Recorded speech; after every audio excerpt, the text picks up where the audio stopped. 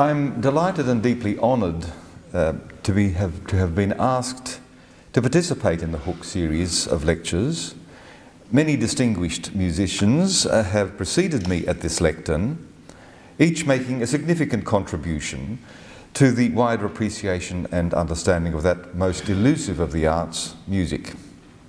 I hope that this lecture will be a worthy addition. The title of this lecture, Structure in Music, What's Law Got to Do with It?, may have raised a few eyebrows. Let me answer that question right at the beginning. In one sense, law has nothing at all to do with it. But in another sense, law has got a lot to do with it. A typical lawyer's answer, you will say, and you'd be right. But as Johann Sebastian Bach himself would have said, you would also be wrong, as I hope to persuade you by the end of this lecture. From Telemann to Tchaikovsky and beyond, a surprising number of successful composers began their adult intellectual development in the study of law. Does that have any significance to their work? Is there something in common between the structure of legal argument and the structure of musical composition? This lecture explores the use of structure in music, and by that I mean a structure which is recognizable to the listener at first hearing. What happens when you abandon structure, as postmodernism invites us to do? And why rhetoric, studied by lawyers from Cicero onwards as a tool for persuasion, is still a valuable study for composers too. Now, it will be obvious from what I've said so far that this lecture is not concerned with universal opinions or universal application to music, with the musical traditions of Asia and the Middle East. I am not as familiar as I ought to be. So you'll understand that I'm confining myself exclusively to what I know. And that's my own particular experience as a listener, as a student, and as a composer of music in the Western tradition. Now, may I begin with a brief diversion, which I hope nevertheless throws up in a personal rather than in an abstract way the issues which I'll explore in more detail later on. Now, most people know that Tchaikovsky studied law before devoting himself to composition. But not so many know that Tchaikovsky was a successful and deeply committed lawyer. The law was not for him a day job. In 1852, at the age of 12, Tchaikovsky was admitted to the Imperial School of Jurisprudence in St. Petersburg. This prestigious institution trained lawyers for the senior civil servant, and it trained them well and rigorously over a course lasting 7 years. Amongst the subjects studied by Tchaikovsky were Roman law, criminal law, forensic medicine, comparative legal practice, and something called practical law. So it wasn't a course for dilettantes. Undoubtedly, as part of his training in criminal law and forensics, Tchaikovsky studied the elements of rhetoric, the technique of legal argument and persuasion developed preeminently by Aristotle, Cicero, and Quintilian, and at least in some degree, rhetoric was part of most lawyers' training until the mid-20th century. As we shall see in a moment, it was not only lawyers who studied techniques of structured persuasion. Musicians did so as well. And Tchaikovsky's study of rhetoric as a law student would doubtless have reinforced what he would later learn in his study of composition at the St. Petersburg Conservatorium with Anton Rubinstein. Now, we know that Tchaikovsky took his law studies and his job as a lawyer seriously. By his own account, he was one of the best students in his year, and he did not pay much attention at all to the study of music. He graduated from the School of Jurisprudence in 1859 and spent the next 4 years in the Ministry of Justice.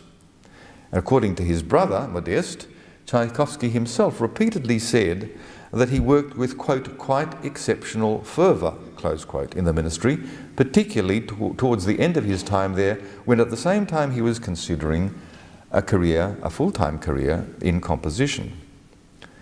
Now, we know that Tchaikovsky struggled and always strove for structural cohesion in his large-scale works. He tried to accommodate the essentially classical, intellectually driven sonata form to the large-scale works, such as his symphonies, influenced as they were by the episodic, emotional character of Russian music. Ultimately, in his Fourth Symphony, he seemed to find a solution for himself. He maintained only the outline of sonata form and used juxtaposed, contrasting musical themes in blocks, employing repeated sequences in thematic material, varied in pitch or orchestral colour, or in rhythm, as well as extensions, in order to sustain interest and to create a feeling of a unified whole. Now, Tchaikovsky found this solution for himself, as every composer does, but his solution affirmed his belief that a large-scale work needed a musical structure which was immediately recognizable, a structure which had its own logic and which would assist in the challenge every composer faces, at least in my view, and that is to persuade the listener to enter into and to surrender to the composer's imagination. Now, you'll notice that I've just used the word persuade, the essential object of rhetoric being to persuade. Let me now give you something of a roll call of lawyer composers who doubtless accepted without question, as a result both of their legal studies and their musical studies, that a recognizable structured argument in composition was essential to the task of persuading the listener into the composer's imagination. But don't be alarmed, I'm not going to read out all of these composers or give you a dissertation about each one of them, just a brief mention. We can start with Heinrich Schütz, one of the most influential composers of the 17th century, who commenced a law degree at Marburg University in 1608 and would have continued had he not been lured away by the offer of a large amount of money to study music in Venice, and who could have resisted that temptation. Johann Kuhlau graduated in law in 1688 and had a highly successful career both as a lawyer and as a composer. A similar career path was followed by Johann Heineken, one of the most distinguished composers of his time, who graduated in law in 1706 and managed a successful law practice for 3 years afterwards. Georg Telemann graduated in law in 1705 but chose to be a full-time musician. Telemann's long-time friend, a certain G.F. Handel, commenced his legal studies in 1702 but left the university after about 16 months.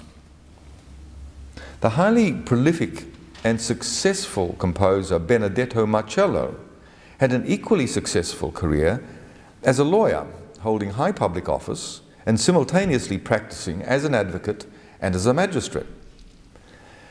Carl Philipp Emanuel Bach, at the insistence of his father, studied law for 6 years at Leipzig University and could have practiced as a lawyer had he wished to do so. Robert Schumann, began his legal studies in 1828 at Leipzig and continued for about 3 years afterwards. He was much influenced, he says, at that time by the leading jurist of the age, really, Anton Thibaut. Emmanuel Chabrier, as you probably know, spent 18 years as a lawyer in the Ministry of Interior, resigning at the age of 38 to devote himself to music. Ernest Chausson graduated in law from the University in Paris in 1877, although he never practiced. Jan Sibelius began his legal studies, without enthusiasm I may say, in 1886, but left before the year was out. Another equally unenthusiastic law student Igor Stravinsky managed to see out 4 years of his studies and graduated in 1906. Now, Stravinsky is a particularly interesting example of the lawyer-composer for the purposes of our discussion, because he had a lot to say about form and structure, as we shall see in a moment. Now, I should tell you something briefly of the role of rhetoric in law and the cardinal points that rhetoric makes. The most influential early writer on the subject is, of course, Aristotle, who wrote his treatise on rhetoric around 350 BC. Rhetoric, says Aristotle, may be defined as the faculty of observing in any given case the available means of persuasion. Persuasion, but of whom? Aristotle identifies 3 contexts: the political speech, the forensic speech, that is the speech of the lawyer in a court of law, and the occasional speech, such as the speech you give at a funeral oration, or this occasion. And it may interest you to know, or not, that in this speech I have deliberately followed the precepts of the rhetorical speech, as I might explain to you a bit later. Aristotle, however, spends a great deal of time on the forensic speech, the speech that a lawyer gives, whether in prosecution or defence. And his most vivid examples are drawn from the forensic context. However, says Aristotle, of the 3 elements in speech-making, speaker, subject, and the person addressed, it's the last one, the hearer, that determines the speech's end and object. Now, the best lawyers have always taken that observation to heart. If they are to persuade the judge, they have to present the argument in a way which appeals to the judge, not to their own vanity as orators. I must say that, regrettably, in my time on the bench as a judge, I found this golden rule more honoured in the breach than the observance. Even more regrettably, as a barrister, I think I doubtless breached the rule as often as anybody else. Human nature, I'm afraid. Because our judgment is often swayed by our emotions, Aristotle places great emphasis on the speaker's ability to arouse in the audience the whole spectrum of emotions, from joy to anger, from pity to fear. Equally important to persuasion are style and what Aristotle calls the proper arrangement of the various parts of a speech, that is, structure. The study of structure, particularly in the forensic speech, was developed in much more detail by Cicero, probably the most famous and the most imitated lawyer of all time, in his treatise De Partitionibus Oratorii. According to Cicero, there are 4 parts of a speech: the opening, the narration, the confirmation, and the conclusion. The later rhetorician and advocate Quintilian, in his treatise Institutio Oratorii, thought there were 6 parts: the opening, the statement of facts, the forecast of points to be made, the affirmation of the points, the rebuttal of contrary arguments, and the conclusion. Musicians in the Baroque period tended to agree with Quintilian. Yes, indeed, I did say musicians in the Baroque period, not lawyers.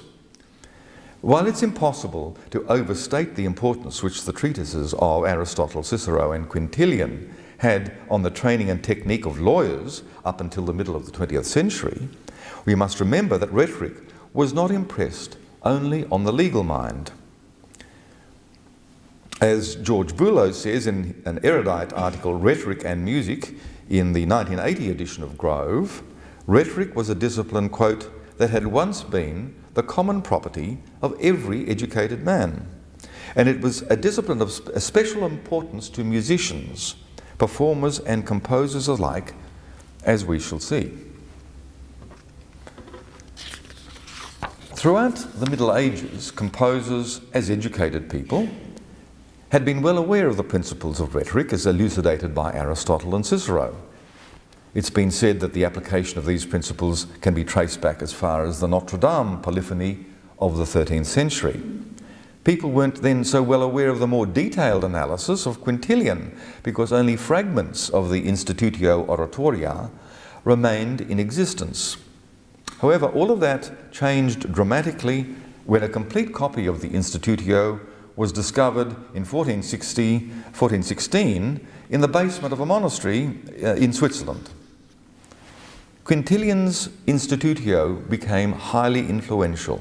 The idea of musical rhetoric, that a piece of music could be structured like an advocate's speech, was probably first proposed by Nicolaus Listenius, a German musical theorist, in his treatise Musica, published in 1537, an idea taken up by another German composer and theorist, Gallus Dressler, in his work Praecepta Musicae Poeticae, published in 1563.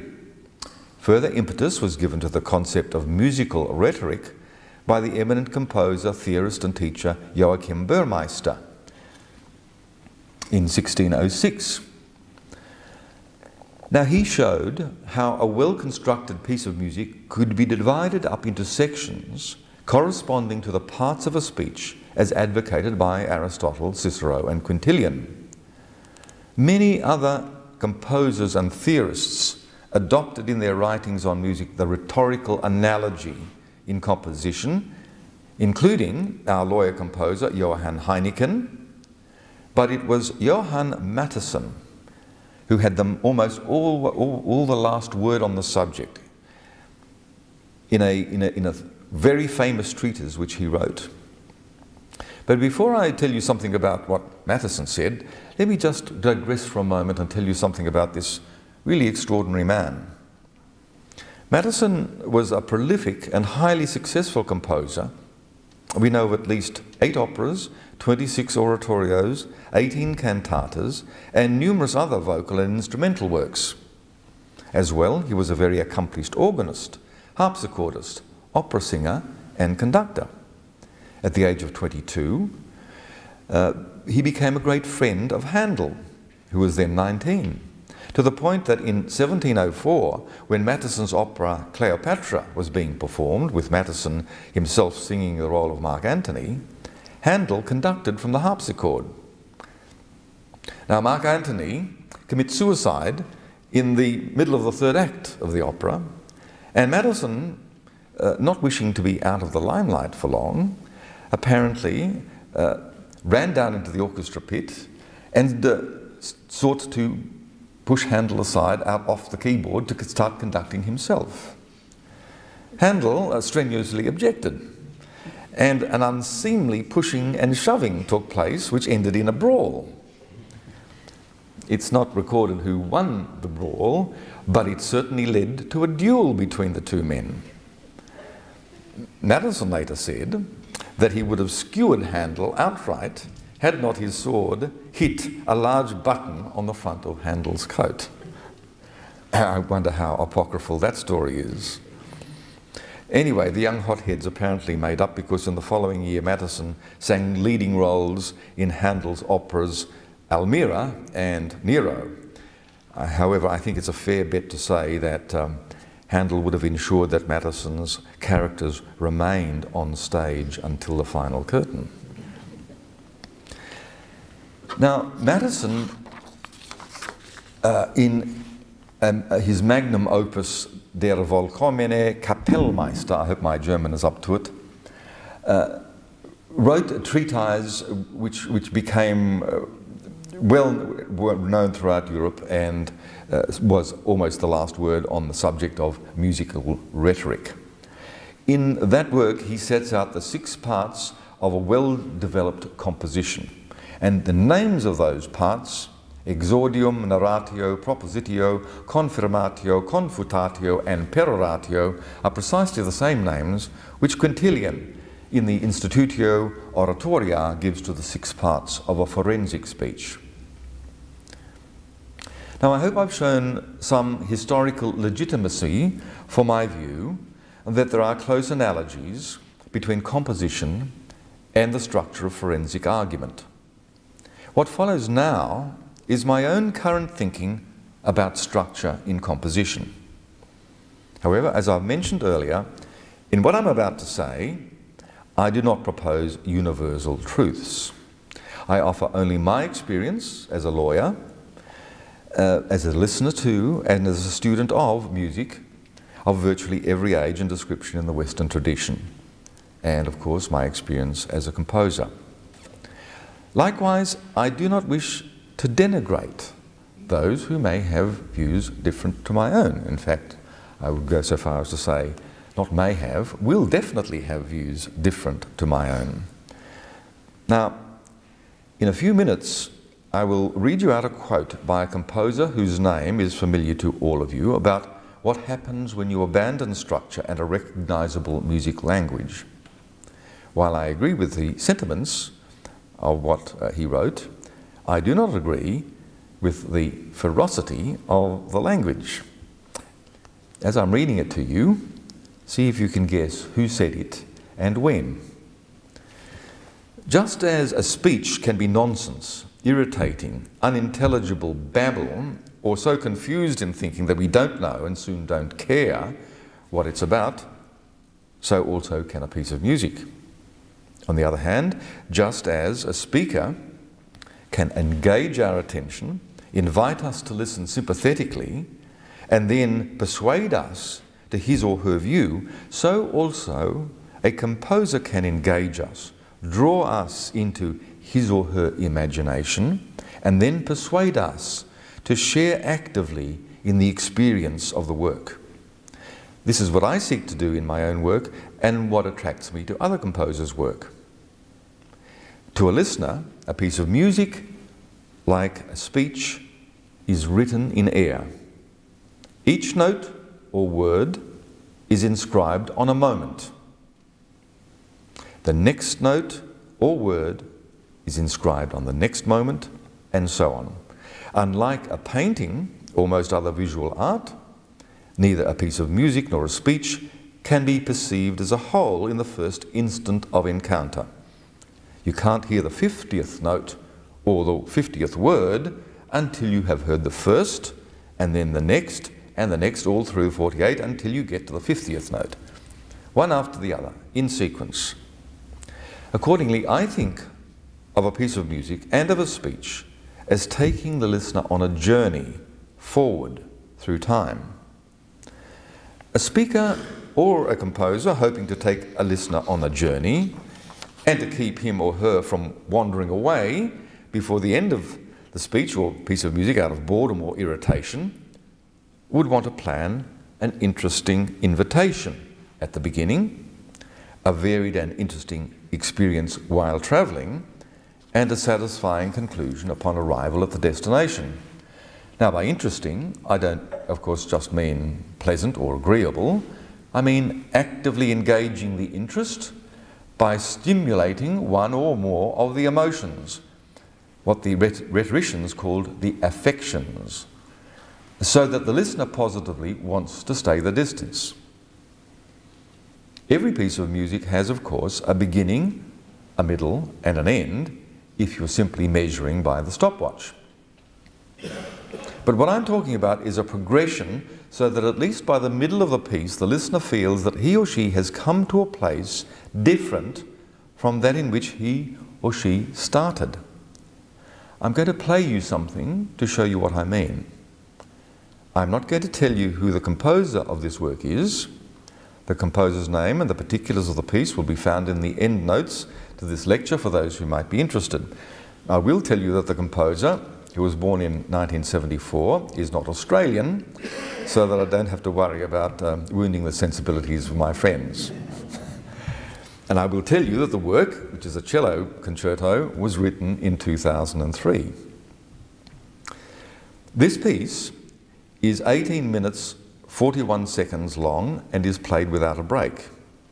It has a beginning, a middle and an end in a chronological sequence, but does it have an engaging progression? Does it take us on a journey so that by the end we feel we've come from somewhere engaging, through an engaging landscape, to somewhere else engaging at the conclusion? I've performed an experiment. I've taken the first 3 minutes and 30 seconds of the piece. I've taken 2 minutes and 45 seconds from the chronological middle and a little over a minute right at the very end. I've inserted a 3-second break between the sections so you can tell where one section starts and the other finishes.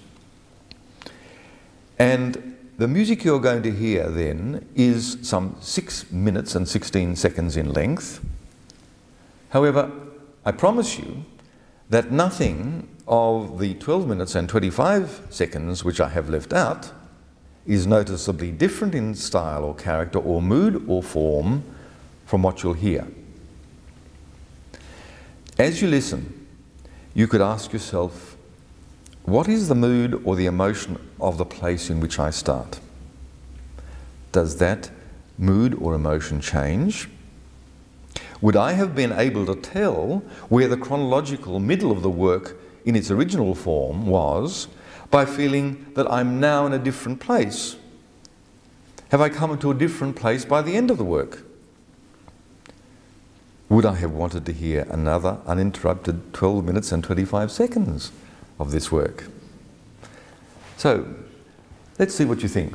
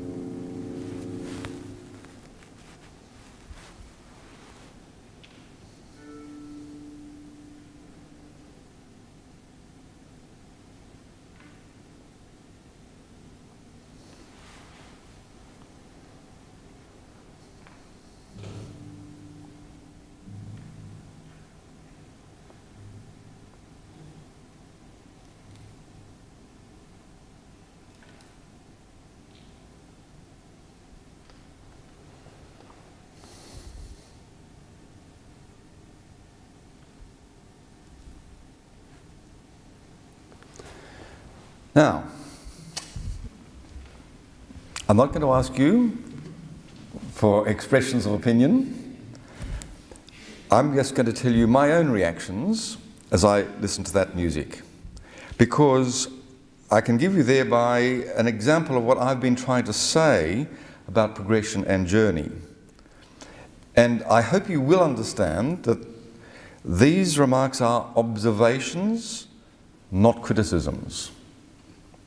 I happen to think that somebody who can write a piece of music like that is entirely to be admired. When the piece starts, I feel I'm in an eerie and lonely and empty place, perhaps a surrealist landscape where Dali-esque clocks drip. So far, so good. It's interesting. Obviously, however, the cello doesn't like it much. It starts moaning and whimpering anxiously as it seems to look around. At 1 minute 17 seconds, there's an explosion from the timpani, which makes the cello very skittish. More anxious moans and wails until 1 minute 56 seconds, when there's another explosion from the timpani. Obviously, I'm in a place where such explosions are liable to happen without notice. More wails from the cello, more anxiety, until another tympanic explosion at 2 minutes 39 seconds, with some anxious protests from the orchestra this time.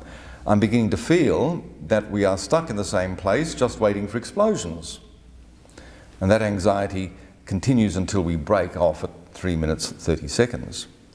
About 6 minutes elapse. During that time you would have been listening to more tympanic explosions and more anxious wailing from the cello and more anxious commentary from the orchestra. When we resume in the middle of the work, I'm still in the same landscape, and neither the cello nor the orchestra like it any better than they did at the start. Now, it's true that the explosions are more frequent and the soloist and the orchestra protest commensurately, but the mood hasn't changed, and by now I've heard quite a lot of tympanic explosions. And I have to confess that I'm getting a little bit tired of this landscape with its volcanic timpani and its nervous wreck of a cello. Then after about a minute and a quarter of explosions and protests, everything goes quiet, and I think, aha, that's portentous, something different's going to happen. But no, it's just a lull between eruptions. Another 6 months or so elapsed, during which you would be hearing the same kinds of explosions, the same kinds of protests.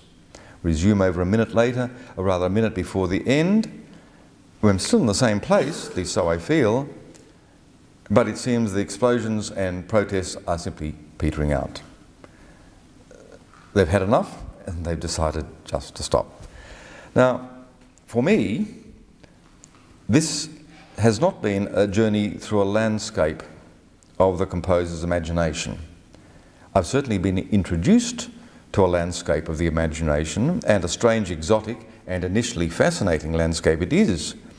But soon I feel as if I've been standing in the same spot, slowly rotating through about 360 degrees. Yes, there's something a little different to see as I pass through each segment of the circle, but I've seen it all after a full rotation. And then I go around again, and again, and again, for 18 minutes and 41 seconds. And I have to say that after about 5 minutes and 5 rotations, I think I would like to go somewhere else. Now, I'm certain that many of you will disagree with me vigorously. As Pierre Boulez says, does a musical work have to be considered as a formal construction with a firmly fixed direction? Could not one try to regard it as a fantastic succession in which the stories have no rigid relationship and no fixed order?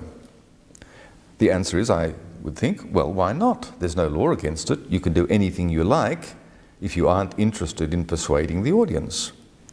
In an aleatory composition, not even the composer knows what's going to happen next, let alone the performers and the audience. All concerned are wandering about directionless. That might be fun, for a short time, but how long can most of us stand going nowhere slowly? I don't know of any musical work less concerned with persuading an audience than Stockhausen's Aus den 7 Tagen, from 7 days, that translates, composed in 1968.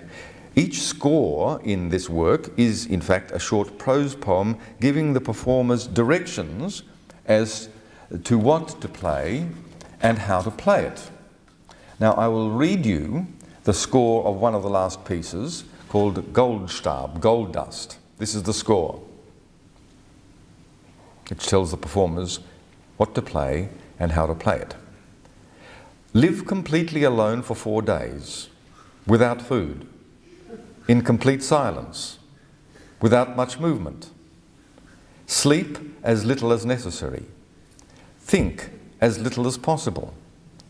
After 4 days, late at night, without conversation beforehand, play single sounds. Without thinking what you are playing, close your eyes, just listen. Now, as an exercise in transcendental meditation for the performers, absolutely yes. But as music for performance? Now, I'm going to play more extracts to make a different point. This is another cello concerto by a different composer. But I think, in fact, noting the time, I shouldn't do that. If anybody wants to find out what I was going to play, well, I'm sure the speeches will be available. I can see that we're almost nearing the end of the lecture, to leave some 10 minutes for question and answers. So I'm going to tell you something very briefly in 5 minutes about where I think I am up to in composition at the moment. I want to read you, as I promised, however, the extract by a composer that you all know, who speaks about form and structure in music, and see if you can guess who it was and when he said it. Individual caprice and intellectual anarchy, which tend to control the world in which we live, isolate the artist from his fellow artists and condemn him to appear as a monster in the eyes of the public, a monster of originality, inventor of his own language, of his own vocabulary, and of the apparatus of his art. The use of already employed materials and of established forms is usually forbidden him. So he comes to the point of speaking an idiom without relation to the world that listens to him. His art becomes truly unique in the sense that it is incommunicable and shut off on every side. Whether he wills it or not, the contemporary artist is caught up in this infernal machination. There are simple souls who rejoice in the state of affairs. There are criminals who approve of it. Only a few are horrified at a solitude that obliges them to turn in upon themselves when everything invites them to participate in social life. Now, who said that and when? It was Igor Stravinsky, writing more than 60 years before the composition of the piece that you've just heard. Now, I don't think that matters today are quite so gloomy as Stravinsky would have us believe. As long ago as 1972, George Rochberg, a distinguished and influential American composer, abandoned his previous espousal of serialism and began to introduce tonality into his music, notably in his string quartet, I should say, number 3, in which he included a set of variations in the style of the late Beethoven. He horrified his fellow composers, but at the same time he liberated them. Today, tonality and structure in contemporary music are no longer capital offences. They're beginning to break out all over the place. Didn't I read recently that Carl Wein had somewhat defiantly said that his latest piano concerto was substantially tonal and had tunes in it? My own style of composition has always included melody and a tonality which doesn't go much beyond the boundaries of Shostakovich. Indeed, I think I employ the whole range of tonalities Shostakovich used. Tonality helps very much in the creation of emotion, and permits me to invoke the whole range of emotions, from joy to anguish, from pity to fear, whereas atonality, particularly in a work without melody, rhythm or structure, seems to evoke only anguish and isolation. And I suggest those are the emotions we heard in that piece of music that we just listened to. Tonality, melody and rhythm enable me to create patterns which the listener can immediately recognize and which I can use to create a structure. I can repeat, vary, juxtapose and develop these patterns throughout a work in a way which I hope persuades the listener and that he or she is travelling forward in a journey and finally ends in a place related to but different from the place in which the journey started.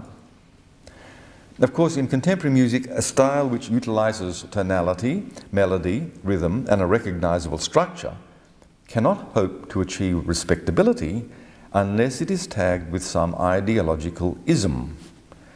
Fortunately, composers such as myself can now breathe more easily because someone has been kind enough to give us an ism. Namely, neoconservative postmodernism. It sounds esoterically intellectual, and I have absolutely no idea what it means, but I don't care. I am just going to go on writing the way I want to write, and if anyone accuses me of not being up to speed with postmodernism, I can disdainfully say, postmodernism is so yesterday. It's neoconservative postmodernism, if you really want to be au courant. Now, can I just end, as I promised, by suggesting that Johann Sebastian Bach would probably have agreed with my views that structure and legal argument are related. You will no doubt recall that he taught as part of his duties as cantor at St. Thomas's School in Leipzig. He had to teach at St. Thomas's School. He taught there for 27 years. He taught Latin. He had studied rhetoric in his youth as part of his education, and the rector of St. Thomas's School, one Johann Gessen, himself brought out a very erudite edition of Quintilian's Institutio, in which he included a long footnote in praise of Bach and Bach's work. So it was beyond question, in my view, that Johann Sebastian knew all about the rhetorical analogy of music and speech. And although he may not have been a composer lawyer like his son, Carl Philipp Emanuel, I'm sure he knew more than a thing or two about the structure of legal argument. Thank you.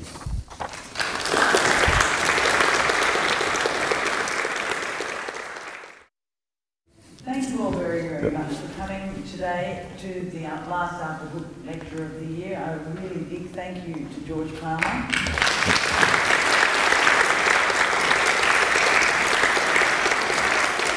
Thank you very much, Julie. It's been a real pleasure. Thank you very much for your attention.